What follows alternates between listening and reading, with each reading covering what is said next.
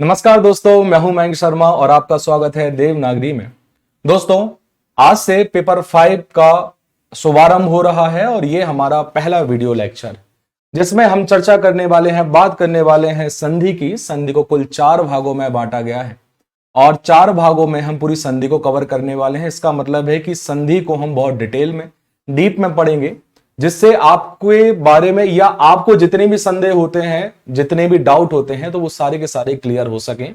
शायद एग्जाम्पल भी हमें यहां पर ज्यादा करना पड़े, तो ज्यादा से ज्यादा हम एग्जाम्पल करते हुए भी चलेंगे। जो आज का हमारा वीडियो है वो पार्ट 1 होगा और पार्ट 1 में संधि में हम कुछ परिभाषाएं देख लेंगे, उनके प्रकार देख लेंगे और स्वर संधि के भी जो कुछ प्रकार होंगे उनके बारे में भी आज हम चर्चा तो कर लेंगे। तो जितना भी स्वर संधि के बारे में है, आधा हिस्सा लगभग आज खत्म हो जाएगा। थोड़ा सा यदि आपको बोझिल लगे तो आप स्पीड को फास्ट करके भी देख सकते हैं, उसकी सुविधा भी आपको इस ऐप पर मिल जाएगी।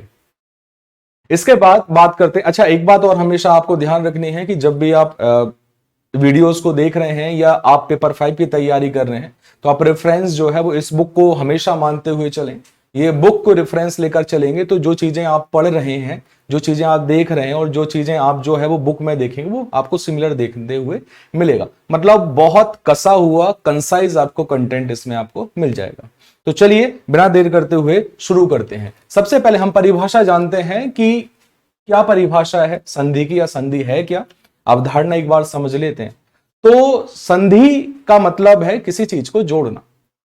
संधि का मतलब दो देशों में संधि हुई, तो क्या है, दो देशों के बीच में किसी बात पे वार्तालाप हुई। ठीक है, तो संधि का मतलब होता है जोड़ना, उसकी ज्वाइन करना, उसे किसी भी चीज को मिलाना। तो आप मिला किसको रहे हैं? शब्दों को मिला रहे हैं, वाक्यों को मिला रहे हैं, या वर्णों को मिला रहे हैं? तो हम यहां पर मिला रहे हैं वर्णों को। अब वर्ण क्या है? तो वर्ण होते हैं हर एक भाषा में कुछ सबसे छोटी यूनिट होती है, सबसे छोटी इकाई होती है, उन्हें हम वर्ण कहते हैं। अब वर्ण जो है वो कई सारे हो सकते हैं। ठीक है, जैसे हम बात करें,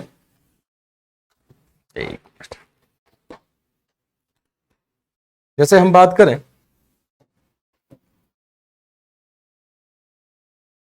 कि हिंदी में आपको स्वर और व्यंजन अलग अलग वर्ण मिलते हैं। ठीक है, स्वर और व्यंजन। स्वर में आपको मिलता है आ, बड़ा आ, छोटा ई, बड़ा ई, छोटा ऊ, बड़ा ऊ, री, ए, आई, ओ, औ। ये क्या है? तो ये जो है वो आपके स्वर है, मतलब वर्ण है, सबसे छोटी इकाई है। मतलब कोई भी शब्द यदि बन रहा है तो वो इनके समायोजन से बनेगा। इनको जब आप मिलाओगे तब बनेगा। जैसे मुझे लिखना है मयंक, तो मयंक जब आप लिखेंगे तो ये देखिए मां, इसके बाद आ, इसके बाद या, इसके बाद आ, फिर इसके बाद अंगा और इसके बाद का और यहां पर आ। तो आप जब देखेंगे कोई शब्द कैसे बन रहा है, तो यहां पर ये शब्द बन रहे हैं इन वर्णों को जोड़ने से। जब इन वर्णों को जोड़ा जाएगा तो एक शब्द मिलकर बनेगा। इसी तरीके से यदि हम बात करें, इंग्लिश में भी ऐसा ही होता है, अर्थात रोमन लिपि में भी ऐसा ही होता है। मुझे माइंक लिखना है तो मैं लिखूंगा MAYANK। तो MAYANK, ये सिंगल फॉर्म में जो लिखे हुए हैं वो क्या है? तो वो आपके यहां पर वर्ण है या लेटर्स, इंग्लिश में आप लेटर्स कह दीजिए। तो यहां पर ये आपके हो जाएंगे। तो यहां पर स्वर आपको जो है वो हिंदी में देखने को मिल रहे हैं और व्यंजन भी काफी सारे होते हैं। एक बार मैं बता देता हूं, जैसे क, ख, ग, घ, ग, च, छ, ज, झ, य, ट, ठ, ड, ढ, ण, त, थ, द, ध, न और प, फ, ब, भ, म, य, र, ल, व, श, श, स और ह। ये टोटल कुल मिलाकर जो है वो आपको वर्ण देखने को मिलते हैं। तो स्वर और व्यंजन। अब ये स्वर और व्यंजन क्या है? ये स्वर और व्यंजन है वर्ण। तो इन्होंने क्या कहा है? इन्होंने कहा है दो निकटवर्ती वर्णों के योग से एक एक शब्द को अच्छे से समझेंगे जब किसी परिभाषा के शब्दों को बड़े अच्छी तरीके से बड़ी जो है सूक्ष्मता के साथ पढ़ा जाता है तो आपको सारा का सारा जो है वो कॉन्सेप्ट क्लियर हो जाता है। तो अच्छे से बहुत ध्यान से इन चीजों को समझे। यहां पर कुछ जो है वो कोडिंग वर्ड होते हैं, उनको यदि आप समझ लेंगे तो सारी चीजें समझ में आ जाएंगी। लिखा है वर्णों के योग से, मतलब यहां पर ना शब्दों को मिलाया जा रहा है ना वाक्यों को मिलाया जा रहा है, यहां पर वर्णों को अर्थात लेटर्स को मिलाया जा रहा है। क्लियर है? मतलब ये जो वर्ण है इनको मिलाया जा रहा है, लेकिन मिलाने के बाद भी कोई ना कोई तो परिवर्तन होना चाहिए, तभी जाकर वो काम का होगा।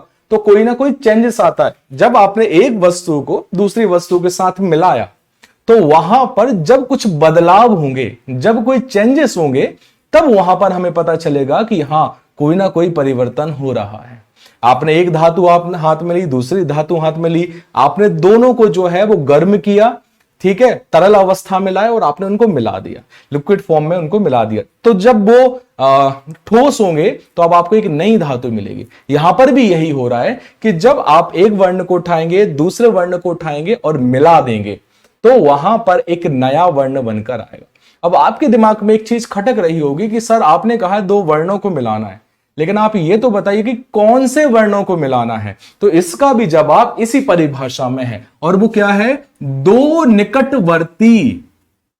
कौन से वर्णों को उठाना है? तो आपको निकटवर्ती वर्णों को उठाना है। निकटवर्ती का मतलब जो प्लस के सबसे पास रहे। इस चीज को समझना कि पहले तो ये देखिए स्वर ये है, इसके बाद हम आगे भी हम इनको समझेंगे, और व्यंजन ये है, ठीक है। ये वर्ण के फॉर्मेट है, वर्ण के रूप है, ठीक है। जब आप इन्हें अलग से लिखते हो तो इस तरीके से लिखे हुए आपको मिलते हैं, आपको ज्यादा तोड़ना पड़ता है। जैसे मैं आपसे कहूं कि भाई ये बताओ कि ये जो लिखा है क, ठीक है, क लिखा हुआ है, तो क यहां पर क्या इसमें एक ही वर्ण है या दो वर्ण है? तो आपके दिमाग में आएगा, यदि आपने हिंदी नहीं पढ़ी है तो आप कहेंगे सर एक है। क्यों? क्योंकि ये क है, लेकिन इसमें दो वर्ण है।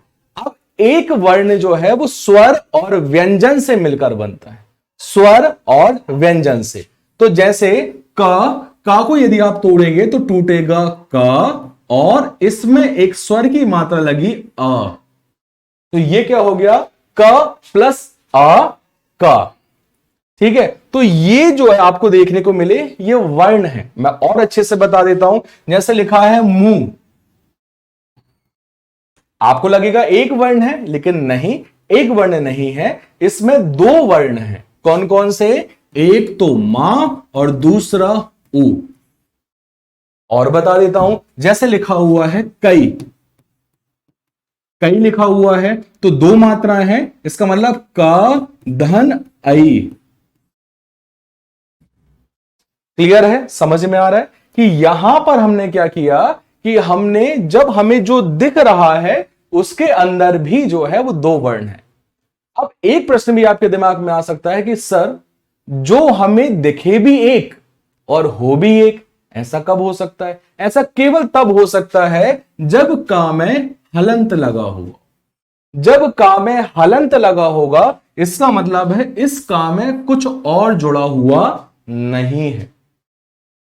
समझ में आ रहा है कि हमने यहां पर क्या किया कि किसी भी वर्ण में जब हलंत नहीं लगा है, ये लाइन नहीं लगी है, इसका मतलब हमने ये समझा कि यहां पर कोई ना कोई स्वर जुड़ा हुआ है, और उस यदि किसी भी व्यंजन में ये हलंत लगा हुआ है, इसका मतलब है कि वहां पर जो है वो कोई भी वर्ण उसके साथ में नहीं जुड़ा है, कोई भी वर्ण उसके साथ नहीं मिला है। तो यहां तक तो चीजें मुझे लगता है क्लियर हो गई होंगी, ठीक है, कि हमने कुछ चीजों को समझना था। पहला था निकटवर्ती, इसको पहले हम समझ लेते हैं। ये प्लस है, जब सीधी सी बात आपको जोड़ना है, इन्होंने क्या कहा है? योग करना है। तो योग का मतलब क्या होता है? योग का मतलब होता है ऐड करना, जोड़ना। जैसे 2 + 2, तो जब मैं कहूंगा 2 + 2 या 2 को 2 के साथ जोड़े, तो आप क्या ऐसा लिखेंगे? मुझे बताए। 2 - 2 ऐसे लिखेंगे?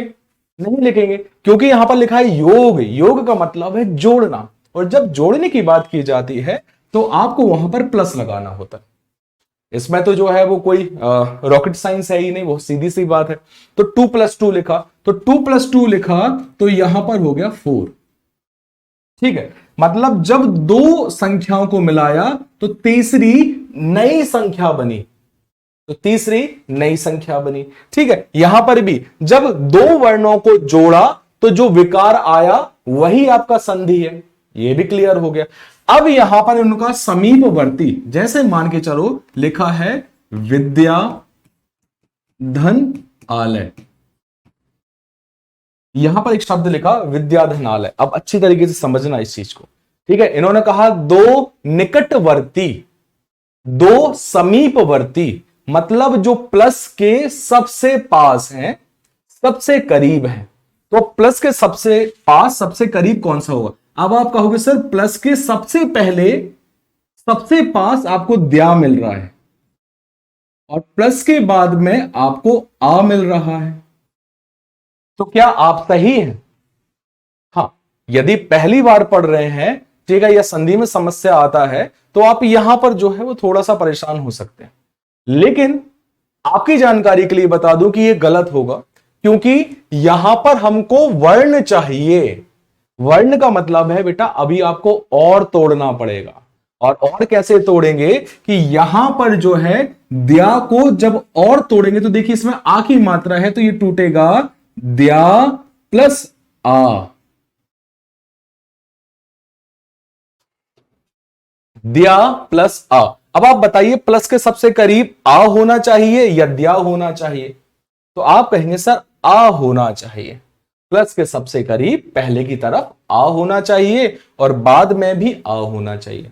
अब आपको पता होना चाहिए कि सर यहां पर जो आ, छोटा आ, बड़ा आ, छोटा ई, बड़ा ई, छोटा ऊ, बड़ा ऊ, ये सभी के सभी स्वर हैं।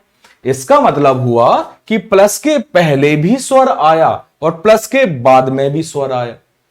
प्लस के पहले कौन सा स्वर था? बड़ा आ, और प्लस के बाद में कौन सा स्वर था? बड़ा आ। पहले भी स्वर था, बाद में भी स्वर था।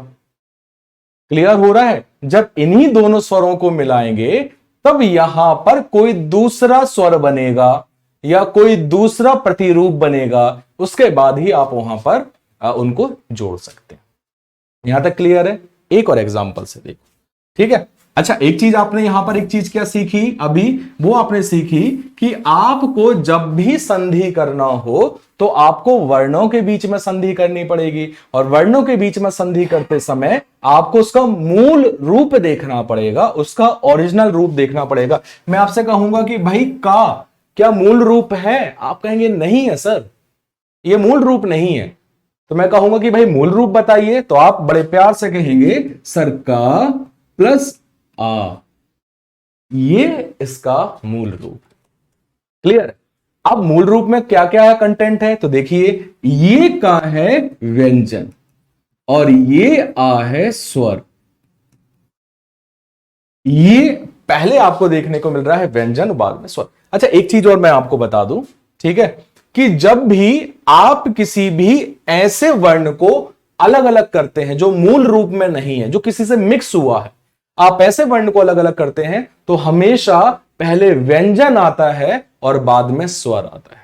जैसे जैसे मैंने यहां पर लिखा बाई, ठीक है, तो व्यंजन कौन सा है? तो आप लोग कहेंगे सर व्यंजन कॉन्सोनेंट है बा, और जब आप अलग करते हैं तो आपको पता है हलंत लगाते हैं। तो पहले व्यंजन आया, बाद में इसमें स्वर आएगा। स्वर कौन सा है? आई, तो ये बनेगा। ठीक है, लिखा है चा, चा को अलग करना है तो पहले कॉन्सोनेंट कौन सा है? व्यंजन कौन सा है? चा, और इसमें स्वर कौन सा लगा है? आ। तो एक चीज आप हमेशा समझिएगा कि जब किसी भी वर्ण को आप अलग अलग करेंगे तो वहां पर आप पहले व्यंजन को लेंगे, बाद में स्वर को लेंगे। क्लियर यहां तक? ठीक है, तो ये छोटी मोटी चीजें हमें जो है वो समझ में आई, क्योंकि हम वर्णमाला से शुरुआत नहीं कर रहे हैं, ना ही हमारे सिलेबस में वर्णमाला है। तो मैं ये चाहता हूं कि आपको बेसिक सी बातें जो है वो यहीं पर समझ में आ जाए, यहीं पर क्लियर हो जाए। इसलिए हम जो है वो बेसिक सी बातों को यहीं पर क्लियर करते हुए चल रहे हैं, क्योंकि जब बेसिक क्लियर नहीं होगा, बेसिक समझ में नहीं आएगा, तो आपको संधि में बहुत ज्यादा समस्या होगी। और मैं पूरी तरीके से कोशिश कर रहा हूं कि आपको संधि में समस्या नहीं हो, क्योंकि ये पूरी तरीके से कॉन्सेप्चुअल है, रटने वाली चीज नहीं है। आपके सामने एक शब्द दिख जाए तो आप में इतनी ताकत हो कि आप उस शब्द को तोड़ सके। वो कब तोड़ पाओगे? जब आपका बेसिक क्लियर होगा, ठीक है, उसकी एक आधारभूत समझ आपको होगी। ठीक है, तो यहां पर हमने कुछ चीजों को समझा कि भाई स्वर क्या है, ठीक है, व्यंजन क्या है। ठीक है, व्यंजन में एक चीज आपने हमेशा देखी होगी कि उनमें जो है वो हलंत लगा हुआ होता है। स्वर में कभी हलंत आपने नहीं देखा। ठीक है, स्वर में हलंत नहीं होता। अच्छा, क्यों होता है ऐसा? समझिए, स्वर जो होता है, स्वर की एक विशेषता होती है कि ये पूर्ण होता है, पूर्ण और स्वतंत्र होता है। और जब आप इसे लिखते हैं तो इसे लिखने में किसी वर्ण की आवश्यकता नहीं पड़ती। ठीक है, अब ये थ्योरी को समझा, थोड़ा प्रैक्टिकली देखो क्या लिखा है कि ये स्वर जो होता है इसे किसी की आवश्यकता नहीं पड़ती है इसे बोलने में या इसे लिखने में, और ये कभी आधा नहीं हो सकता है, ये हमेशा पूरा रहता है।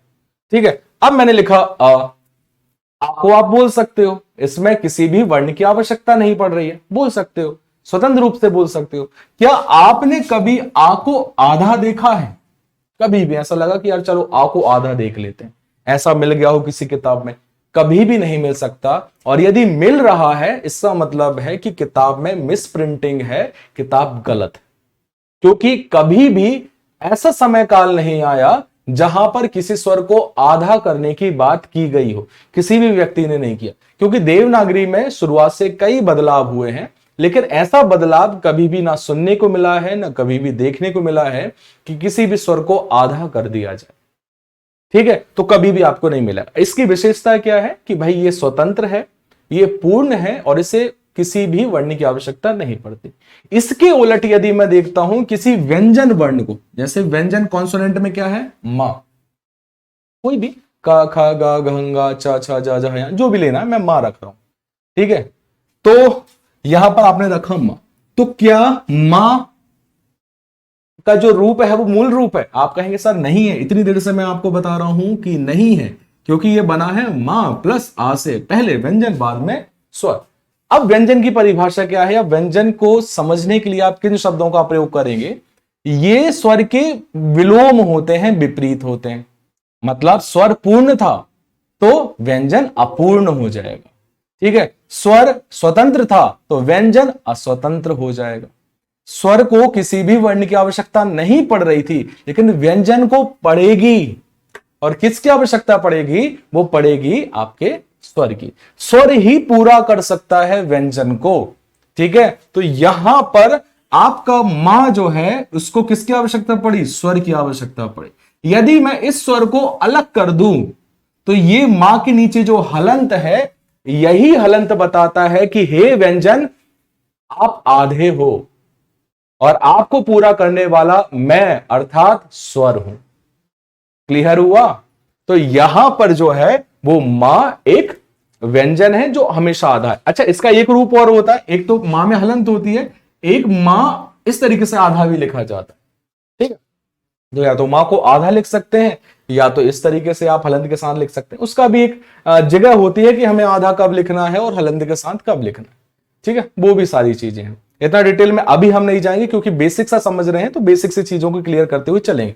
बीच बीच में मुझे लगता है कि यार मुझे और ज्यादा इसको डीप में उनको कुछ नियमों को बताना चाहिए, तो मैं बिल्कुल बताऊंगा। ठीक है, चलिए, ये भी चीजें क्लियर हो गई हैं। तो हमने ये देख लिया कि भाई स्वर क्या है, स्वर पूर्ण है, स्वतंत्र है, इन्हें किसी की आवश्यकता नहीं है।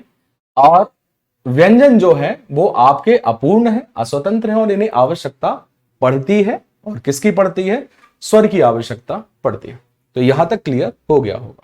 तो वापस से जो हमारी परिभाषा है उसको वापस डिकोड करने की कोशिश करते हैं, क्योंकि मैंने कहा है कि मैं जितनी भी बात आपसे करूंगा मैं परिभाषा के आधार पर करूंगा। और जो आपकी बुक में परिभाषा है, मैं फिर से बता रहा हूं, आपके पास बुक जो पहले स्लाइड में दिखाई गई थी वो आप एक बार बुक ले लीजिएगा, वो थोड़ा सा आपको चीजों को और इजी कर देगा।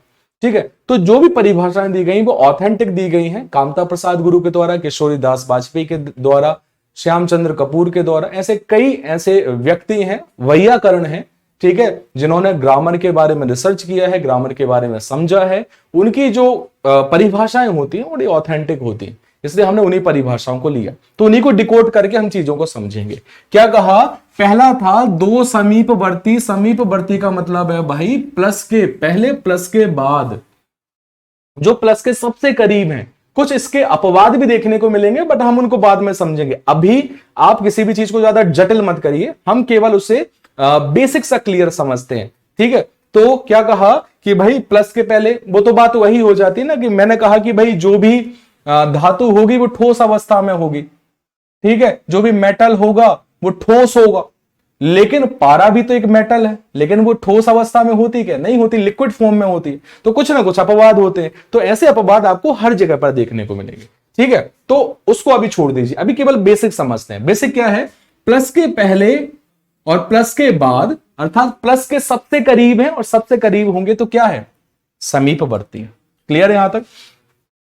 अब क्या लिखा आगे, वर्णों के योग से मतलब भाई प्लस के पहले भी कोई वर्ण उठाएंगे, प्लस के बाद में भी कोई वर्ण उठाएंगे। वर्ण का मतलब है यदि यहां पर मान के चलो मां लिखा है तो आप मां नहीं उठा लेंगे, आप मां को आधा करके मां प्लस आ का उठाएंगे। अब आप सीधी सी बात है, प्लस के पहले आ है या मां है, तो आप कहेंगे सर आ है, तो हम आ को उठाएंगे। मान के चलिए बाई चांस यदि ऐसा होता है कि मां हलंत के साथ मिलता है तो फिर मां को और नहीं तोड़ सकते, इसका मतलब है प्लस के पहले मां है। तो आपको प्लस के पहले वर्ण को उठाना है, प्लस के बाद में भी एक वर्ण को रखना पड़ेगा। यहां तक क्लियर है। चलो हाँ, ये क्लियर। अब इसके बाद हम बात करते हैं संधि विच्छेद की। संधि विच्छेद क्या है, संधि विच्छेद है किसी शब्द को, अच्छा अभी एक चीज और देख रहे थे हम, इसमें थोड़ा सा जंप करके हम आगे आ गए, ठीक है। वर्णों के योग से विकार, मतलब समीप आसपास तो है और क्या है, वर्ण है, और क्या कर रहे हैं, उनका योग कर रहे हैं, उनको जोड़ रहे हैं। जब आपने जोड़ा तो कोई नई चीज बनकर आई। अभी मैंने बताया 2 + 2 किया तो 2 + 2 2 होगा क्या, नहीं होगा, क्या होगा 4 होगा। मतलब 2 और 2 जब मिल रहे हैं तो एक नई संख्या बन रही है। और ये नई संख्या कैसी है कि भाई कुछ परिवर्तन तो हुआ है, उसके रूप में, उसके उच्चारण में कोई परिवर्तन तो हुआ है। और यही परिवर्तन आपको बताता है कि यहां पर विकार हुआ है, बदलाव हुआ है, परिवर्तन हुआ है, चेंजेस हुए हैं, ठीक है। यही सारी चीजें क्लियर है। तो ये आपका हो गया संधि कहते हैं। एक एग्जांपल से और समझते हैं, जैसे लिखा है शिव धन आलय, शिव धन आलय। अब प्लस के पहले देखिए कि आप यदि शिव शब्द मतलब प्लस के पहले यदि हम वाह वर्ण उठा रहे हैं तो अभी भी आप गलती कर रहे हैं, क्योंकि वाह में कोई हलंत नहीं है। और जब ये हलंत नहीं है ना वो आधा है, इसका मतलब है उसमें कोई ना कोई जो है वो स्वर छिपा हुआ है और उस स्वर को आपको जानना है। कैसे जानोगे, इसमें कोई मात्रा नहीं लगी है। जब कोई मात्रा नहीं लगी है इसका मतलब है कि यहां पर आ है, ठीक है। इसको भी मैं थोड़ा सा क्लियर कर दे रहा हूं क्योंकि लगे हाथ वो चीजें क्लियर हो जाएंगी। यदि मान के चलिए ये लिखा है का, ये लिखा है का, ये लिखा है की, ये लिखा है की, ये लिखा है क्री, ये लिखा है कु, ये लिखा है कु, ये लिखा है के, ये लिखा है कई, ये लिखा है को और ये लिखा है कौ। इनको अच्छे से समझना। यदि ये लाइन आपको समझ में आ गई इसका मतलब है को आपका जो है बहुत सारी समस्या यहीं खत्म हो जाएगी, बहुत सारे संदेह खत्म हो जाएंगे। का मतलब है, देखिए यहां पर सभी में हलंत नहीं लगे हैं, इसका मतलब है कि इनमें कोई ना कोई स्वर छिपा हुआ है। अब फटाफट निकालते हैं कि भाई कौन सा स्वर छिपा हुआ है। का, देखिए का में कोई मात्रा नहीं है, इसका मतलब है कि यहां पर कौन है,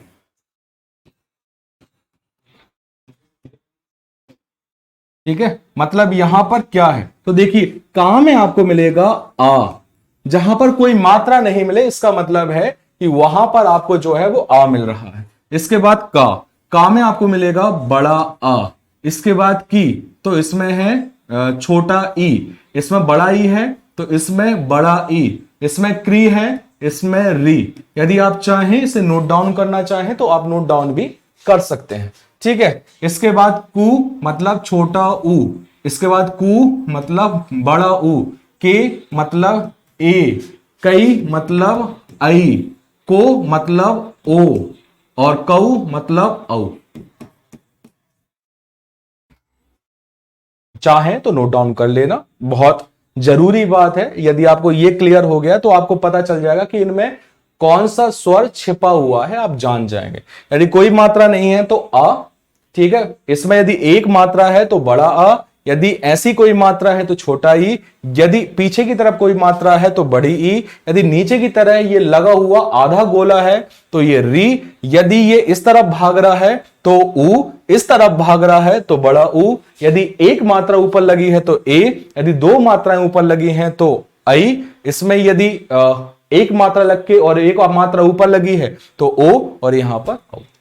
ठीक है, इस तरीके से चीजें हैं। वापस आते हैं, हम शिव धन आलय के बारे में बात कर रहे थे, तो क्या था, अब हम यही चर्चा कर रहे थे कि भाई प्लस के पहले कौन सा वर्ण है, पहचान तो ले। ठीक है, तो प्लस के पहले यदि आप देखेंगे तो वा के साथ में आपको आ मिल रहा है, क्योंकि इसमें कोई भी मात्रा नहीं है। जब कोई भी मात्रा नहीं है तो इसका मतलब है कि यहां पर आ छिपा हुआ है। जब आप आ देखेंगे तो आपको एक चीज तो मैं अभी बता चुका हूं कि भाई जब आप इसे अलग अलग करेंगे तो कैसे अलग करेंगे, पहले व्यंजन होगा बाद में स्वर हो, यही होगा। और आपको यकीन नहीं है तो आप यहां पर लिखकर देख लें, आपको खुद पता चल जाएगा कि भाई प्लस के सबसे करीब कौन सा है। आपने वा को किया तो आपने लिखा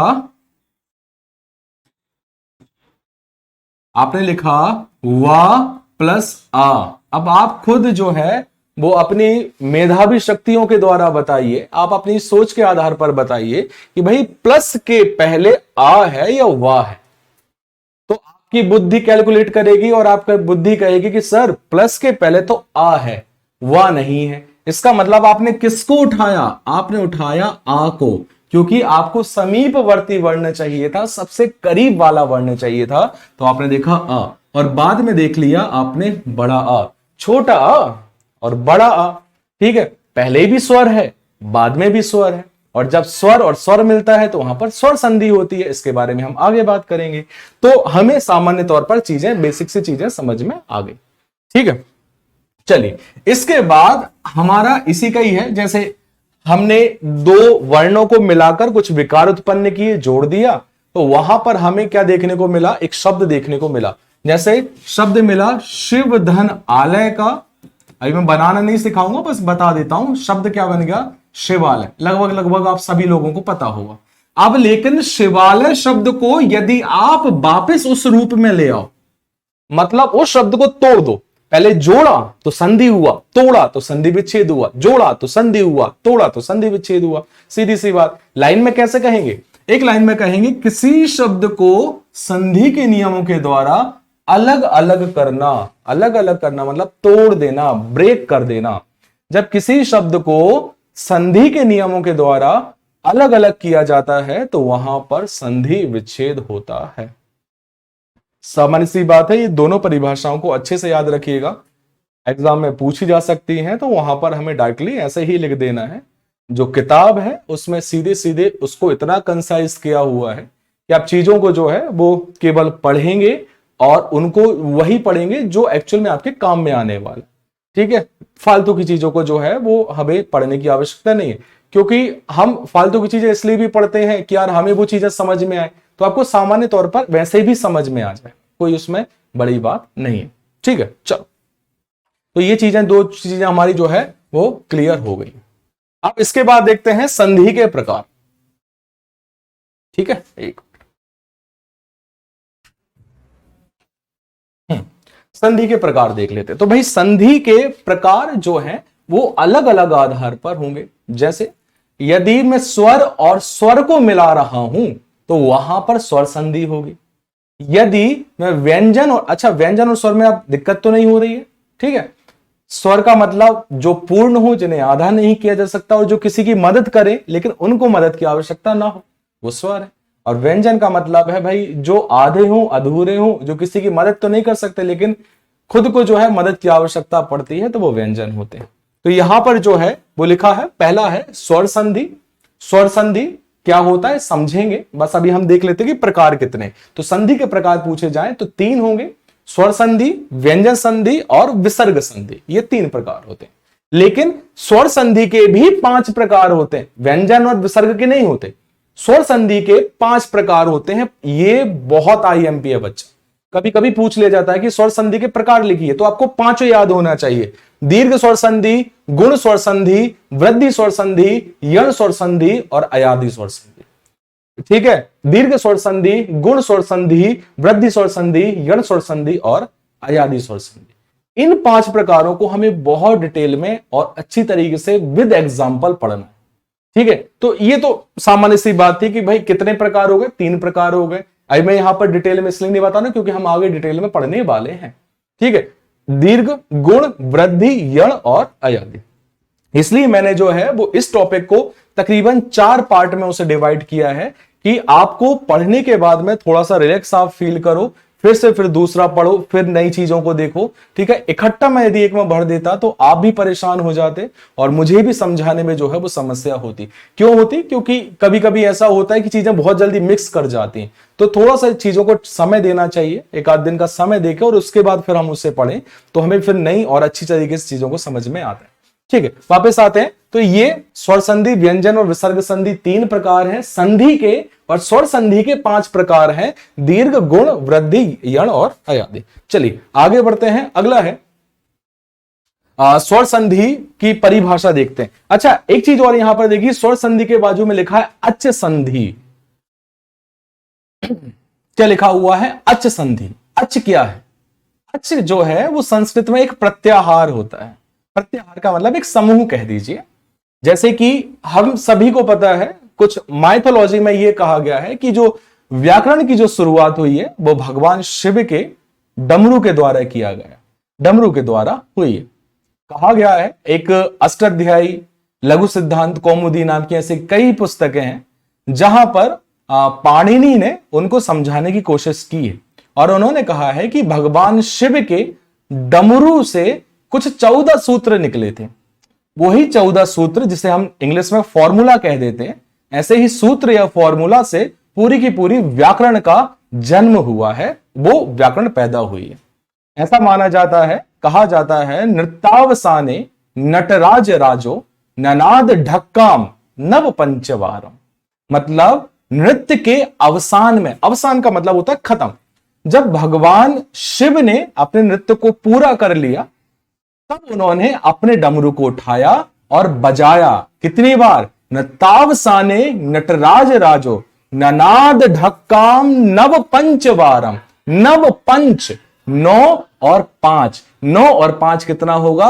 14 होगा। और 14 सूत्र के द्वारा ही आपको पूरी की पूरी व्याकरण देखने को मिलती है। सीधी सी बात है, हिंदी पर प्रभाव संस्कृत का भी है, इसलिए जितने ज्यादा आपको रूल्स देखने को मिलते हैं संस्कृत में, उतने ही रूल आपको हिंदी में भी देखने को मिलते हैं, बट हिंदी में कुछ कम हो गए हैं। ठीक है, कुछ कम हो गए हैं। जैसे एक पूर्व रूप संधि होती है जो हमारे हिंदी में लगभग खत्म हो चुकी है, कुछ लोग प्रयोग में लाते हैं बट कुछ लोग प्रयोग में नहीं लाते हैं। ठीक है, तो उसकी चर्चा हम नहीं करेंगे, बस हम ये समझना चाह रहे हैं कि स्वर संधि में जो एक प्रत्याहार है, एक रूप है, वो है अच।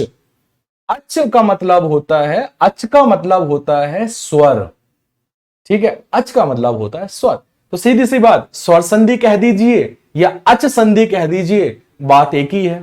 ठीक है, संस्कृत में हम अच संधि कहते हैं, हिंदी में हम स्वर संधि कहते हैं, बट कभी कभी आयोग को संस्कृत से बहुत ज्यादा प्रेम हो जाता है तो ऐसे प्रश्न पूछ लेती है।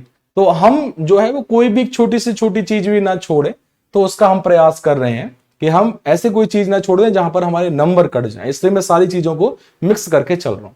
ठीक है, तो क्या कहा, 2 स्वरों के योग से जो विकार उत्पन्न होता है उसे स्वर संधि कहते हैं। 2 स्वरों के योग से। इसके पहले हमने संधि के बारे में क्या पढ़ा? इसके पहले हमने संधि के बारे में पढ़ा कि स्वर संधि, संधि 2 वर्णों का योग है। और कौन से वर्णों का? समीपवर्ती वर्णों का। लेकिन क्या वहां पर वर्णों के बारे में बताया? कौन से वर्ण, स्वर या व्यंजन? कुछ नहीं बताया। अब बताएंगे ना, अब स्पेसिफाई करेंगे कि कौन से वर्ण है।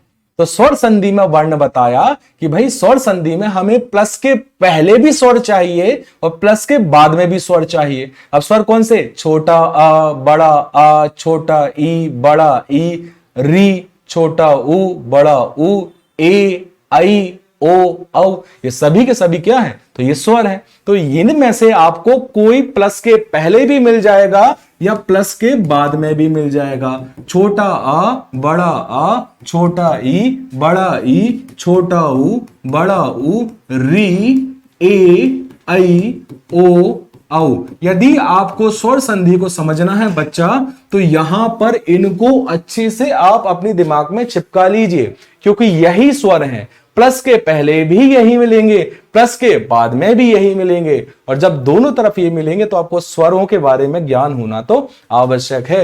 ये स्वर हैं जो आपको देखने को मिलेंगे। ये कितने स्वर होते हैं? तो स्वरों की जो संख्या होती है वो सामान्यतया 11 होती है। ठीक है, पहले हमने 13 भी पढ़े हैं, अम और आहा को भी पढ़ा है, लेकिन अम और आहा जो है वो स्वर में नहीं यूज होता, उनका प्रयोग जो है वो अयोग वाह में किया जाता है, वो बात अलग है। ठीक है, अभी बस इतना समझिएगा कि ये हमारे जो है वो स्वर हैं। 11 स्वरों की बात आपको बार बार स्वर संधि में देखने को मिलेगी। ये तो क्लियर है। चल, अब यहां पर हमने जो है वो स्वर संधि को यहां पर देख लिया। एक मिनट, हाँ, तो स्वर के बारे में समझ लिए। अब फॉर्मेट क्या बन रहा है? फॉर्मेट देखिए, प्लस के पहले क्या मिल रहा है बच्चा? स्वर मिल रहा है, और प्लस के बाद में आपको क्या मिल रहा है? स्वर मिल रहा है। मतलब प्लस के पहले भी स्वर मिल रहा है, प्लस के बाद में भी स्वर मिल रहा है। अब मैं आपको एक एग्जांपल बताऊं, और लिखा है हमने यहां शिव धन आलय, अभी थोड़ी देर पहले ही देखा था। तो शिव धन आलय में क्या स्वर संधि होगी? तो आपको देखना पड़ेगा।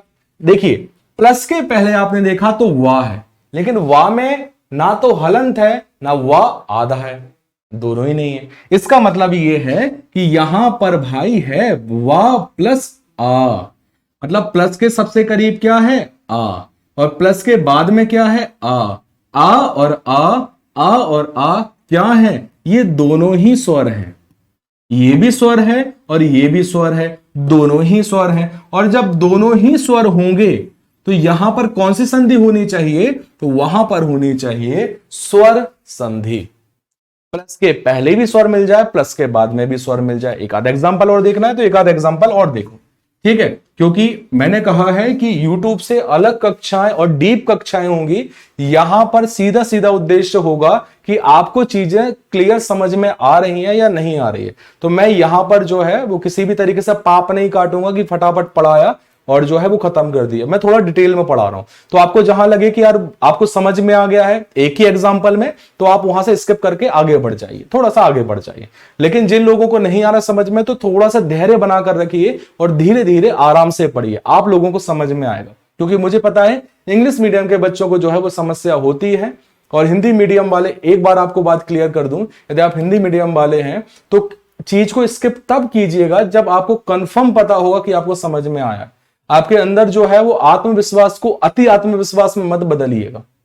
कभी कभी हम जो है वो पता होता है कि हाँ ये तो मुझे आता है यार, कर लूंगा मैं तो, और वही चीजें गलत करके आ जाते हैं। तो यदि आपको भी ऐसा लग रहा है कि थोड़ा बहुत भी आपको डाउट है, तो प्लीज उसको बने रहिएगा, क्योंकि यहां पर ना मुझे जो है वो घंटे पूरे करने हैं, क्योंकि आप यहां पर पैसा दे चुके हो।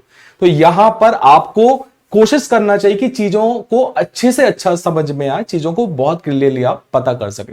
इसलिए मैं बहुत डिटेल में चल रहा हूं, बहुत डिटेलिंग में हम बात कर रहे हैं, क्योंकि हमारी कोशिश जो है कि पेपर 5 और पेपर 6 में हम इतना बेहतरीन कर लें कि हमें जो है वो पेपर 1, 2, 3, 4 में यदि कुछ लॉसेज हुए हैं तो वो यहां पर हमारे रिकवर हो जाए। ठीक है, तो चल, तो यहां पर एक आधा एग्जांपल और देखेंगे। लिखा हुआ है जैसे महाधन ईश, अच्छे से समझना और फिर इसको हल करके देखना। महाधन ईश, अभी हम जोड़ नहीं रहे, जोड़ने वाली बात ही नहीं कर रहे, अभी तो हम बस समझ रहे हैं, हम केवल आइडेंटिफाई कर रहे हैं कि भाई प्लस के पहले क्या है, प्लस के बाद में क्या है। तो यहां पर लिखा है प्लस के पहले महा, महा में आपको प्लस के पहले मिल रहा है हा, हा में क्या हलंत है? आप कहोगे नहीं है सर।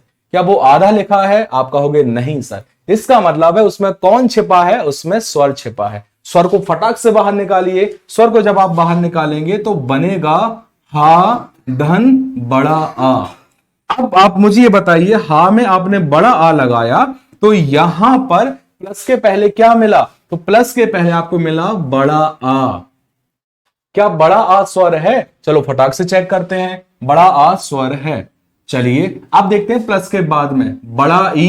क्या बड़ा ई कोई स्वर है? तो आपने कहा हां सर बड़ा ई स्वर है। तो प्लस के पहले भी स्वर, बाद में भी स्वर, दोनों तरफ स्वर। इसका मतलब है कि इसमें स्वर संधि लगेगा, लगेगा, डेफिनेटली लगेगा, कोई दिक्कत वाली बात नहीं। एक एग्जांपल और देखते हैं, ठीक है। जैसे लिखा है यहां पर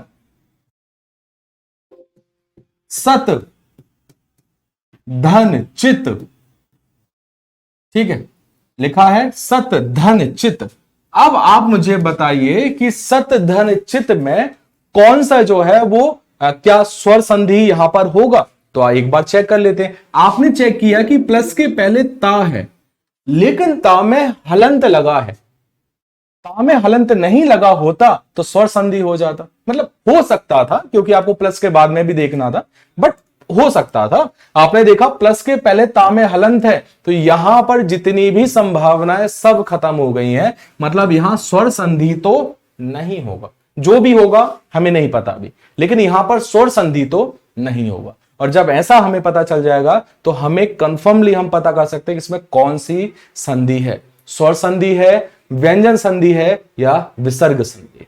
ठीक है, चलिए आगे बढ़ते हैं। तो ये भी हमें क्लियर हो गया लगभग लगभग कि हमें कैसे पहचानना है। इसकी परिभाषा है दो स्वरों के योग से। दो स्वरों का योग कब होगा बच्चा? जब प्लस और प्लस के पहले भी स्वर होगा, प्लस के बाद में भी स्वर होगा, ठीक है। तो वहां पर दो स्वरों का योग हो जाएगा, तो वहां पर आपको क्या होगा? वहां पर आपका स्वर संधि होगा। यहां तक भी आपको जो है वो क्लियरली समझ में आ गया होगा। आगे बढ़ते हैं, बात करते हैं दीर्घ स्वर संधि के बारे में। जैसा कि हमने पहले ही बात किया था कि स्वर संधि के 5 प्रकार होते हैं। 5 प्रकार हैं: दीर्घ स्वर संधि, गुण स्वर संधि, वृद्धि स्वर संधि, यण स्वर संधि और अयादि स्वर संधि। ये 5 स्वर संधियां जो है वो इसकी प्रकार हैं, इनके टाइप हैं, इनके भेद हैं। जो भी आप कहो, टाइप कह दीजिए, प्रकार कह दीजिए, भेद कह दीजिए, सबका एक ही मतलब है। तो ये 5 प्रकार हैं। तो हमने स्वर संधि तो समझ लिया है। अब स्वर संधि के पहले प्रकार से चलते हैं। पहला प्रकार है दीर्घ स्वर संधि, और दीर्घ स्वर संधि को हम यहां पर समझने वाले हैं, ठीक है।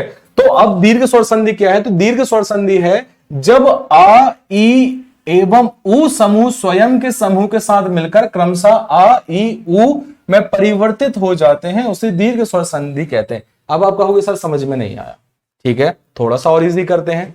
अभी आपके पास जो स्वर हैं वो कितने हैं? 11 हैं। कौन कौन से? छोटा आ, बड़ा आ, छोटा ई, बड़ा ई, छोटा ऊ, बड़ा ऊ, इसके बाद री, इसके बाद ए और आई, ओ और औ। अब वैसे तो मैंने इनको सिमिलर रूप में लिख ही दिया है, लेकिन फिर भी आपसे एक प्रश्न है। आप मुझे ये बताएं या आप अपने दिमाग में ये सोचें कि क्या आ और आ एक जैसे दिख रहे हैं? तो आप कहेंगे हाँ सर ये तो बिल्कुल एक जैसे दिख रहे हैं। चलो ठीक है। ई और ई एक जैसे दिख रहे हैं? हाँ, एक छोटा सा अंतर यदि मैं निकाल दूं तो लगभग लगभग एक जैसे हैं। ऊ और ऊ ये भी एक जैसे दिख रहे हैं, लेकिन री जैसा कोई दिख नहीं रहा, तो इसको छोड़ दो भाई को। ए और आई एक जैसे दिख रहे हैं, ओ और औ एक जैसे दिख रहे हैं, ये सब एक जैसे दिख रहे हैं। इनके लिए एक टर्म यूज होता है सजातीय वर्ण। जो एक जाति के वर्ण हैं एक जैसे दिखते हैं और जिनमें छोटा बड़ा वाला रूप होता है। छोटा आ, बड़ा आ, छोटा ऊ, बड़ा ऊ, छोटा ई, बड़ा ई, ए, आई, ओ, औ, इस तरीके से इसमें शुरू होता है। तो हम एक काम करते हैं, हम इनको कुछ नाम दे देते हैं। नाम क्या दे देते हैं? आ और आ को नाम आपने दिया आ समूह, ई और ई को नाम दिया आपने ई समूह। अब ये क्यों दे रहे हैं आगे समझ में आएगा। अभी आपने जो परिभाषा पढ़ी थी दीर्घ स्वर संधि की, आपके ऊपर से निकल गई होगी, लेकिन अब ऊपर से नहीं निकलेगी, ठीक है, क्योंकि हमने उसका एक बेसिक क्लियर कर लिया, ठीक है। आ और आ समूह, ई और ई समूह। जैसे मान के चलो दो बच्चे हैं, तो दो बच्चे को हमने एक समूह बना दिया और हमने उस समूह को एक नाम दे दिया। हमने कहा टीम ए, टीम बी, टीम सी, टीम डी, हमने ऐसा नाम दे दिया, ठीक है। या फिर किसी बच्चे के नाम पर दे दिया, हमने कहा Mayank team, Suresh team, Shubham team, ठीक है, उपेंद्र टीम, हमने ऐसा नाम ले दिया। शिवम टीम, तो हमने वैसा नाम ले दिया, तो हमने उस व्यक्ति के नाम से उस टीम को नाम रख दिया। तो हमने आ और आ की जो एक टीम बनी, जो वर्ग बना, जो समूह बना, उसको नाम क्या दे दिया? आ समूह। इसको ई समूह, इसको क्या दे देंगे? सामान्य सी बात है, ऊ समूह। अब ये अकेला है, अकेला कोई टीम बना सकता है क्या? नहीं बना सकता, पॉसिबल ही नहीं है। कोई एक व्यक्ति की कोई टीम नहीं होती, ठीक है, वो एकल युद्ध लड़ता है, तो ये अकेला रहने दो। इसमें ए समूह और इसको नाम दे दिया हमने ओ समूह।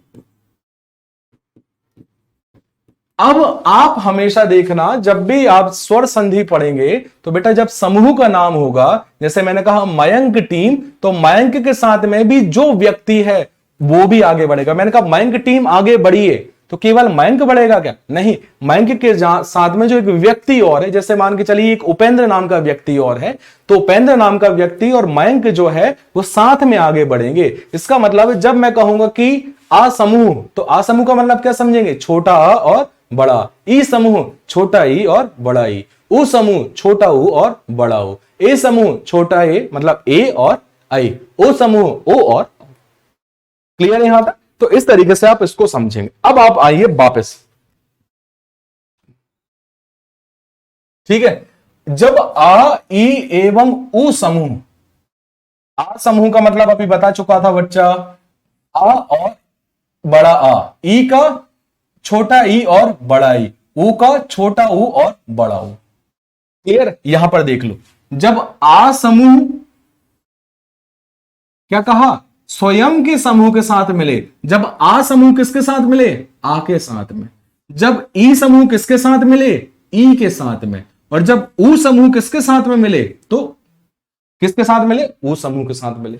मतलब छोटा ऊ के साथ मिल सकता है, छोटा ऊ बड़ा ऊ के साथ मिल सकता है, बड़ा ऊ छोटा ऊ के साथ मिल सकता है, बड़ा ऊ के साथ मिल सकता है। तो ये क्या हो रहा है? ये हो रहा है कि जब समान वर्ण, सजातीय वर्ण अपने ही वर्ण के साथ मिल रहे, किसी दूसरे के साथ नहीं मिल रहे, तो वहां पर आपका होता है दीर्घ स्वर संधि। जब ये मिलेंगे तो कुछ बनाएंगे, और क्या बना रहे हैं देख लीजिए। आ और आ बना रहा है बड़ा आ, ई और ई बना रहा है बड़ी ई, ऊ और ऊ बना रहा है बड़ा ऊ। थोड़ा सा समझ लेते हैं क्या है। जैसे मैंने लिखा आ प्लस ई, तो क्या ये दीर्घ स्वर संधि होगा? आप कहेंगे सर बिल्कुल नहीं होगा। क्यों नहीं होगा? क्योंकि आ अपने समूह के साथ मिलेगा, तो या तो ए छोटा आ के साथ मिल सकता है या तो बड़े आ के साथ मिलता है। ई तो कोई दूसरा समूह का व्यक्ति है, मतलब मयंक जो है वो मयंक की टीम में कौन? उपेंद्र नाम का व्यक्ति था। तो मयंक और उपेंद्र कहीं घूमने जा सकते हैं, कोई तीसरे के साथ घूमकर नहीं आ सकता। कारण क्योंकि वो दूसरे वर्ग का है, दूसरे समूह का है। तो यहां पर भी यही हुआ, आ प्लस ई आपने यदि रखा तो वो गलत होगा, ठीक है, क्योंकि वहां पर हां सही तो है, संधि तो होगी, लेकिन वो कोई दूसरी संधि होगी। केवल अभी हम दीर्घ स्वर संधि की बात कर रहे हैं। मैंने कहा कि ई और बड़ी, क्या ये होगा? तो आप कहेंगे सर ये तो बिल्कुल होगा, क्योंकि ई उसी समूह का है, बड़ी ई भी उसी समूह का है। जब एक जैसे समूह के हैं तो मिल सकते हैं, कोई समस्या नहीं है। मैंने कहा ऊ और आ। अब आप अपने दिमाग में वापस फटाक से आंसर लेकर आएंगे। आप कहेंगे सर ये तो आपने गलत किया। क्यों? क्योंकि आपने ऊ समूह को आ के साथ मिला दिया। ये तो बहुत बड़ी गलती है। तो जब ये गलती की, इसका मतलब ये गलत है। क्लियर? वापस आते हैं, अब देखते हैं। जैसे मैंने लिखा आ प्लस आ, तो मतलब जब आ समूह के साथ मिलेगा तो क्या बनाएगा? बड़ा आ बनाएगा।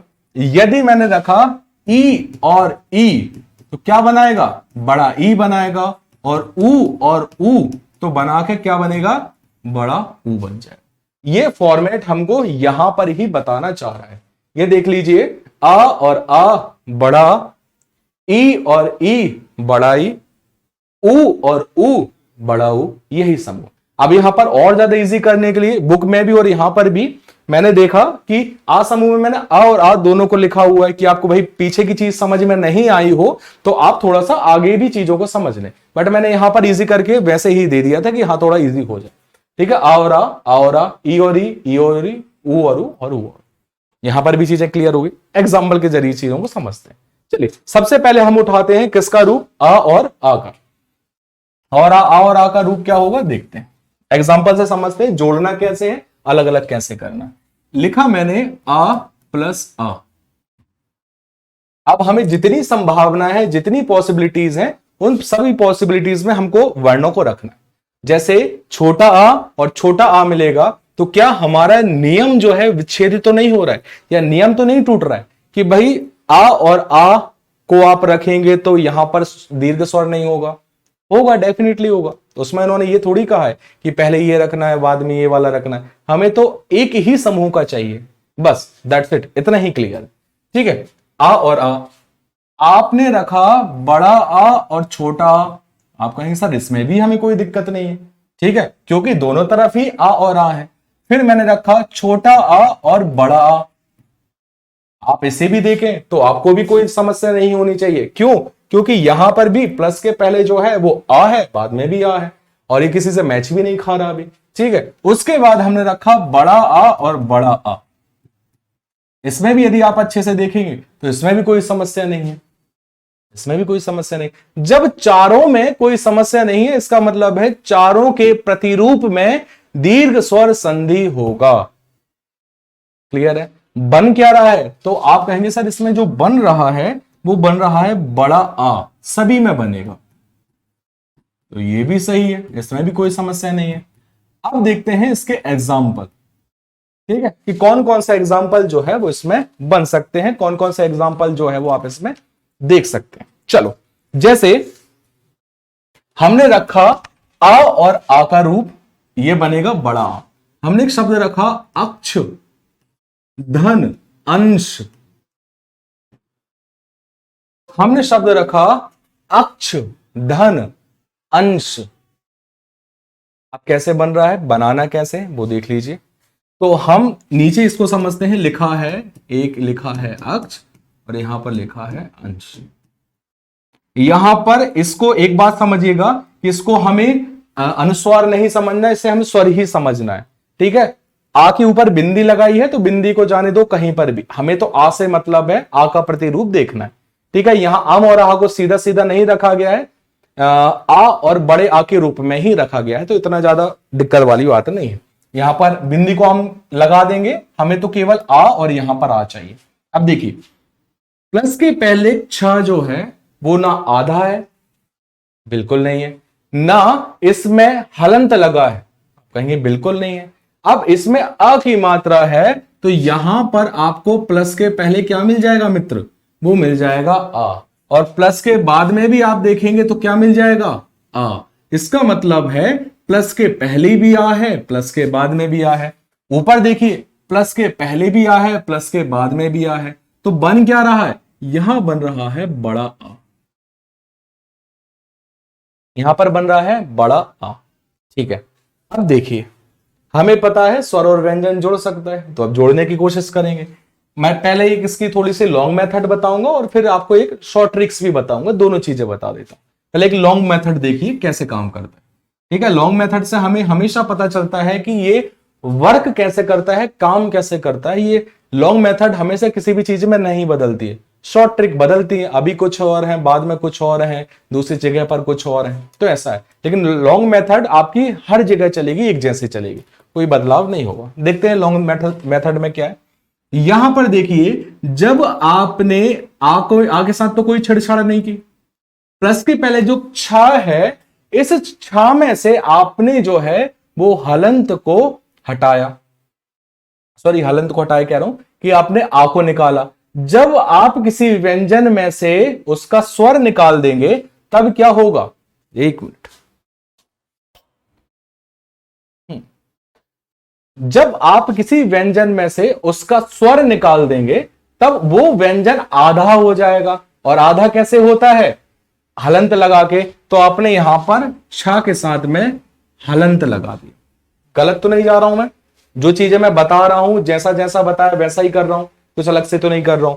जब किसी व्यंजन में से आप उसका स्वर निकाल दोगे तो वो बेचारा आधा हो जाएगा, तो ये आधा हो गया। अब देखो, यहां पर ये भी क्लियर हो गया। अब आ और आ जब मिला तो क्या बना, तो आपने कहा सर बड़ा आ बन गया। यहां पर भी ठीक है, यहां पर भी कोई दिक्कत नहीं। अब इसका आ हम ले चुके हैं, इसका तो आ ले चुके हैं, लेकिन बिंदी थोड़ी ली है, बिंदी लगा दी और शाह का शाह कर। अब आपने कहा सर ये क्या अजीब सा शब्द बन गया, देखते हैं, अभी इसको जोड़ना पड़ेगा। ठीक है, आ ज्यों का त्यों रहेगा, ये व्यंजन है, ये स्वर है, तो ये जुड़ सकते हैं। जब ये जुड़ेंगे तो क्षा में आ की मात्रा लगेगी और ऊपर की बिंदी लग जाएगी, शा का शा हो जाएगा, शब्द बन गया अक्षांश। सुना होगा ना अक्षांश रेखाएं, ठीक है, देशांतर रेखाएं, तो ये वही है। तो अक्षांश का मतलब है अक्ष धन अंश, तो अक्षांश हो जाएगा। आप कहेंगे सर इसकी शॉर्ट ट्रिक बताइए, शॉर्ट ट्रिक कैसे काम करती है? शॉर्ट ट्रिक में बहुत सीधा सा फंडा है कि यहां पर आपको प्लस के पहले, आपने जब आ देखा, प्लस के बाद में जब आ देखा, तो प्लस के पहले आप प्राप्त वर्ण लगा देंगे। आप कहेंगे सर ये प्राप्त वर्ण क्या है? प्राप्त वर्ण का मतलब है ये वाला वर्ण आ, तो आपने अक्ष के साथ में आ लगाया तो हो गया अच्छा, अच्छा, ठीक है। बाद का आपने आ को गायब किया तो बचा क्या? बिंदी, और श शब्द क्या बन गया? अक्षांश। और एग्जांपल देखना और अच्छे से समझिए, ठीक है। ये क्लियर हो गया अक्षांश। अगला देखो। अच्छा, अक्षांश को मैं फिर से ही बता रहा हूं क्योंकि यहां पर बिंदी है ना, तो यहां पर और थोड़ा सा डिफिकल्ट होगा तो और अच्छे से समझ में आ जाएगा। लिखा है अक्ष धन अंश। शॉर्ट ट्रिक कैसे काम करेगी? प्लस के पहले प्राप्त वर्ण लगाइए। प्राप्त वर्ण क्या है? बड़ा आ, तो अक्ष का हो गया अच्छा। ये तो क्लियर है ना, अक्ष का क्या हो गया? अच्छा, अच्छा, ठीक है। और प्लस के बाद देखा तो आ हटाया, लगाई बिंदी, और शा का शा, तो हो जाएगा अक्षांश। ठीक है, अक्षांश हो गया।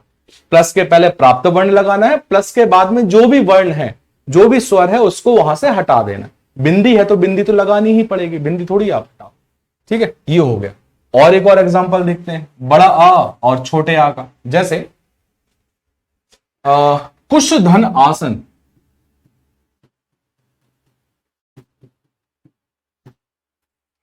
कुश धन आसन, अब तो इजी है, अब तो आपको फटाफट ही समझ में आ जाएगा। कुश धन आसन, प्लस के पहले आप देखिए शा है, मतलब शा में कौन सा स्वर है? तो आप कहेंगे सर छोटा आ है। प्लस के बाद में देखेंगे तो बड़ा आ है, पहले छोटा आ, बाद में बड़ा आ। भाई ये तो एक ही कैटेगरी के व्यक्ति हैं, एक ही कैटेगरी के वर्ण है, इसका मतलब है कि यहां पर भी बड़ा आएगा। लेकिन बड़ा आप कहां लगाओगे? प्लस के पहले। जब आपने प्लस के पहले लगाया तो कुश का हो गया कुशा, कुश का हो गया कुशा। आपने देखो ना, कुश होती है जो थोड़ी सी कांटेदार होती है, जब आप उसमें हाथ फिरते तो हाथ कट जाता है, बहुत पवित्र मानी जाती है, यज्ञों में प्रयोग किया जाता है, आपका कह सकते हैं पूजन में प्रयोग किया जाता है, उसकी अंगूठी बना के पहनी जाती है, तो उसे कुश कहा जाता है, बहुत शुद्ध कहा जाता है। ठीक है, तो इसी तरीके से यहां पर कुश का हो गया कुशा। अब आसन, आसन में आ हटा दोगे तो फिर क्या बनेगा? सन, तो हो गया कुशासन। मतलब कुश का जो आसन होगा वो कुशासन कहलाए। यहां पर भी क्लियर है। क्या किया? प्लस के पहले प्राप्त वर्ण लगाया, प्लस के बाद में जो है वो आपने जो भी वर्ण था, जो भी स्वर था, उसे आपने हटा दिया। ठीक है, आगे बढ़ते हैं, एक और शब्द देखते हैं। सॉरी, ये वाला जो है वो यहां पर इस पे लगा, ठीक है, वो बस जगह चेंज हो गई। अब हम इस वाला देख लेते हैं। ये क्योंकि छोटा और बड़ा है ना, तो ये छोटा और बड़ा वाला, तो ये हो गया। बड़ा और छोटा वाला देखते हैं। जैसे ब्रह्म धन अंड, शब्द लिखा है ब्रह्म। ब्रह्म ब्रह्मा नहीं है बच्चा, ब्रह्म मतलब जो इसका कोई आकार ना हो, जो ब्रह्मा विष्णु महेश से भी ऊपर, वो ब्रह्म है। ब्रह्म का कोई आकार नहीं होता, कोई स्वरूप नहीं होता, कोई कहानी नहीं होती, कोई माइथोलॉजी नहीं होती। ब्रह्म बस एक एनर्जी है जो सबसे ऊपर।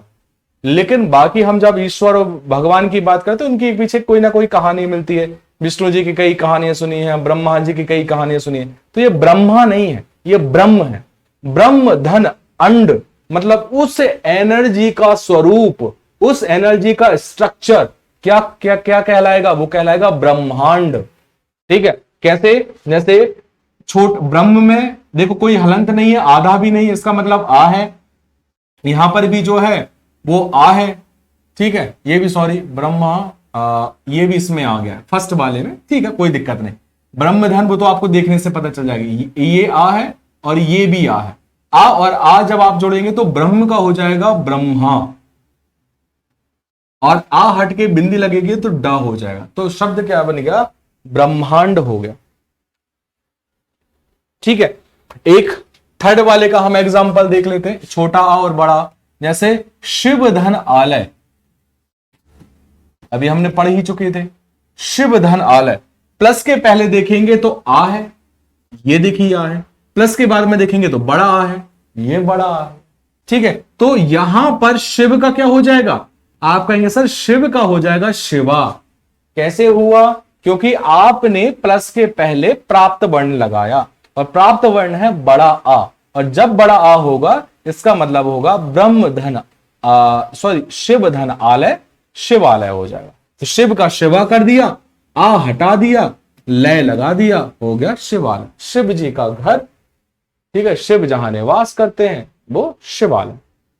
इसके बाद लास्ट में है आ और आ।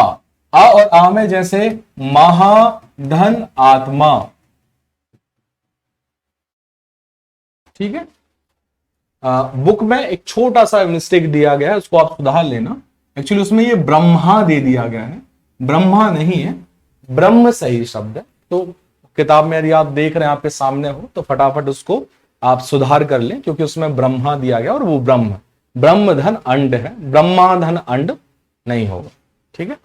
वो टाइपिंग मिस्टेक हो गई, उसने ब्रह्म को समझ के शायद ब्रह्मा कर दिया और मेरे भी दिमाग से निकल गया होगा, मैंने भी नहीं देखा होगा, तो उसे ब्रह्म कर देंगे, ठीक है। महाधन आत्मा, प्लस के पहले आप देखेंगे बड़ा आ चाहिए था, लेकिन आप कहेंगे सर पहले ही बड़ा आ है। तो जब पहले ही बड़ा आ है तो क्या हम बदलेंगे? अरे भाई फिर क्यों बदलने की जरूरत है? मैंने कहा कि जिसके पास 2 रुपए ना हो उसको 2 रुपए दे दीजिए। अब आप कहें सर इसके पास तो पहले से 2 रुपए और 2 रुपए दे दूं क्या? नहीं, मैंने तो कहा कि आपको सबको 2 रुपए होने चाहिए। जब किसी के पास 2 रुपए पहले से ही है तो फिर देने की आवश्यकता क्या है? ऐसे ही यहां पर जब महा प्लस के पहले बड़ा आ पहले से ही है तो भाई फिर क्यों देना? तो महा का महा रहने दीजिए, आ हटेगा, आधा ता और मां लिखिए, तो शब्द क्या बन गया? महात्मा। तो अक्षांश, कुशासन, ब्रह्मांड, महात्मा, शिवालय ऐसे शब्द बन जाएंगे, और हर एक शब्द में आपको बड़ा आ देखने को मिलेगा। और जब बड़ा आ देखने को मिलेगा इसका सीधा सा मतलब है प्लस के पहले भी छोटा आ या बड़ा आ होगा, और प्लस के बाद में छोटा आ या बड़ा आ होगा। इस तरीके से कोई कॉन्सेप्ट होगा। यदि ऐसा होता है तो वहां पर आपका दीर्घ स्वर संधि होता है। दीर्घ स्वर संधि के और 2 फॉर्मेट और है, ये तो अभी आ का हुआ है, अभी तो हम ई का देखेंगे, ठीक है। ई का देख लेते हैं, ठीक है, ये मिटा देता हूं, है ना, ये सब आपके बुक में है, बुक में एक बार आप देख लेना। चलो ई का देखते हैं। ई प्लस ई, छोटा ई प्लस बड़ा ई, बड़ा ई प्लस छोटा ई, और बड़ा ई प्लस बड़ा ई।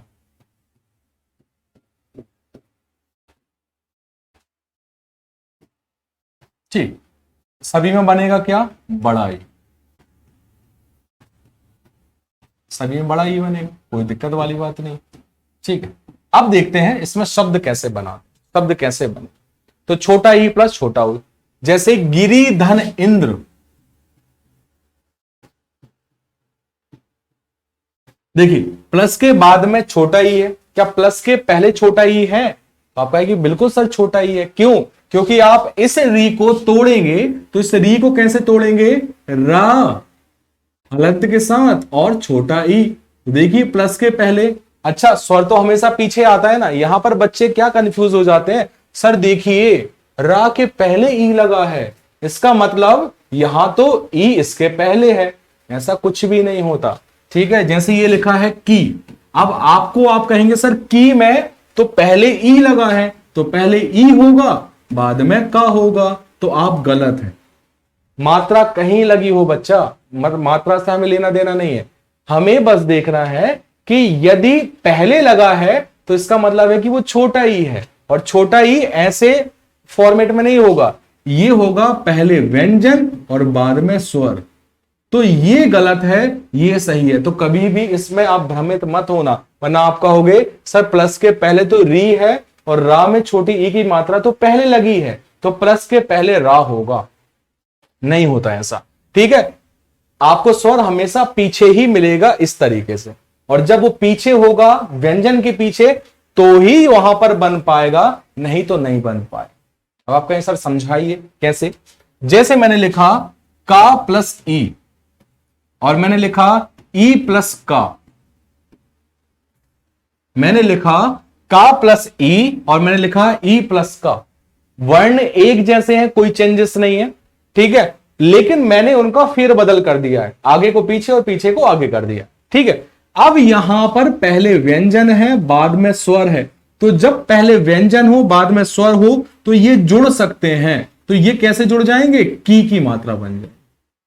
क्या आप कहेंगे सर इसमें भी ऐसे जुड़ सकता है? नहीं, यहां पर पहले ई है तो ई आएगा, यहां पर का में हलंत है तो का में हलंत आएगा। इसका मतलब है इन दोनों में देखिए जमीन आसमान का फर्क है।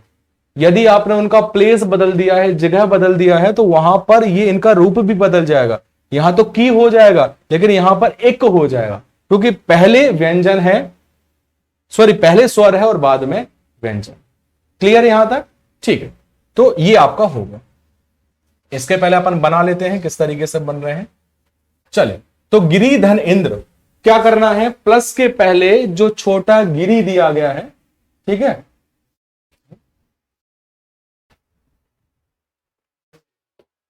आधा घंटा,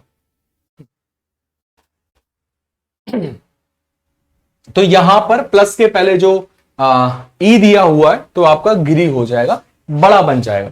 तो हो गया, जब आपने ई मिलाया तो हो गया गिरी, ठीक है, गिरी।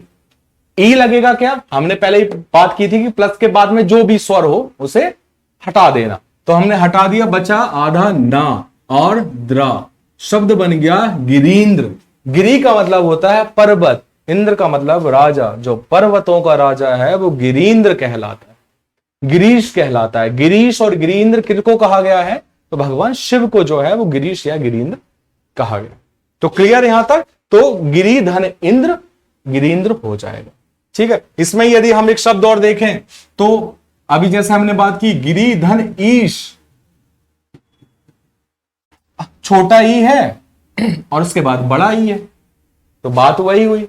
आप प्लस के पहले जो छोटा ई था उसको बड़ा ई कर दीजिए तो हो जाएगा गिरी, ई हटेगा, शा लगेगा, शब्द बन गया गिरीश। पहले गिरीन्द्र, उसके बाद गिरीश शब्द यहां पर बन जाए। एक आध एग्जांपल और देखते हैं, जैसे छोटा बड़ा ई और छोटा ई का। तो इसमें जैसे यति धन इंद्र, यति धन इंद्र, तो प्लस के पहले आप देखेंगे पहले ही बड़ा ई है, तो क्या आप इसे और बड़ा ई में बदलोगे? बदल ही नहीं सकते, पॉसिबल ही नहीं। तो यति का यति रहने दीजिए,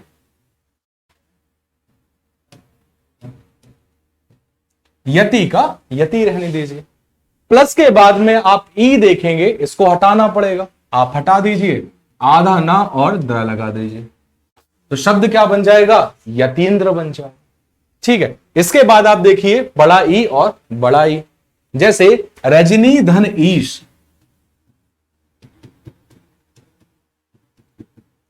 रजनी धन ईश, प्लस के पहले आप देखेंगे तो बड़ा ई है, प्लस के बाद में देखेंगे तो बड़ा ई है। तो प्लस के पहले बड़ा ई जब पहले से ही है तो बदलने की आवश्यकता नहीं है। रजनी का रजनी कर दीजिए, ई लगाएंगे क्या, नहीं लगाएंगे, तो शाह, तो क्या बन गया, रजनीश हो गया। तो यहां सभी में आप देखिए कि गिरी धन इंद्र गिरीन्द्र बड़ा ई, गिरी धन ईश बड़ा ई गिरीश, क्योंकि सभी के प्राप्त वर्ण क्या है, बड़े रूप में है। जैसे अभी हमने देखा था आ और आ को मिलाने पर बड़ा आ बना था, अब ई और ई को मिलाने पर बड़ा ई बना रहे। जब ऊ का रूप भी देखेंगे तो आपको क्या मिलेगा, ऊ प्लस ऊ बड़ा ऊ मिल जाएगा, ठीक है। जो ये सारी चीजें आपको इसमें मिल गई। अब इसके बाद ऊ का भी देख लेते हैं, ठीक है। आज हम जो है वो दीर्घ संधि तक ही पढ़ेंगे, ठीक है। कल हम जो है वो बाकी की संधियों को भी कंप्लीट कर लेंगे जो स्वर संधि की होंगी, जैसे गुण, वृद्धि, यण और अयादि। इन चारों को जो है वो हम कल कर लेंगे, चाहे ज्यादा टाइम लग जाए बट कल के हम उसमें बनाए, क्योंकि हमारे शेड्यूल में जो है वो 4 पार्ट है, तो 4 पार्ट में वो करना पड़ेगा। तो 2 दिन हमने स्वर संधि को दिए हैं, तो आज हमारा जो है उसके बारे में एक आधारभूत समझ हमने उसको समझ ली कि भाई ये है, और उसके बाद हमने जो है वो दीर्घ स्वर संधि आज हम देख लेंगे। कल गुण, वृद्धि, यण और अयादि देख लेंगे, जो हमारा अगला वीडियो होगा, अगला लेक्चर होगा। ठीक है, चलिए बात करते हैं ऊ की।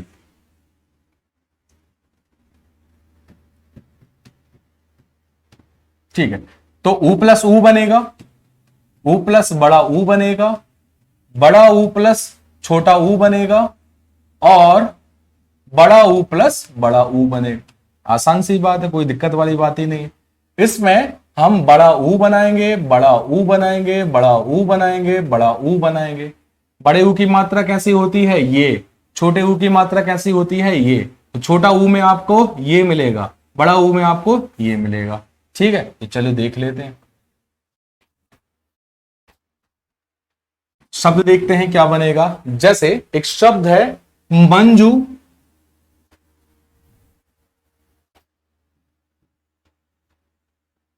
या फिर ये देखिए इसमें छोटा ऊ प्लस छोटा ऊ, थोड़ा सा इजी लेते हैं।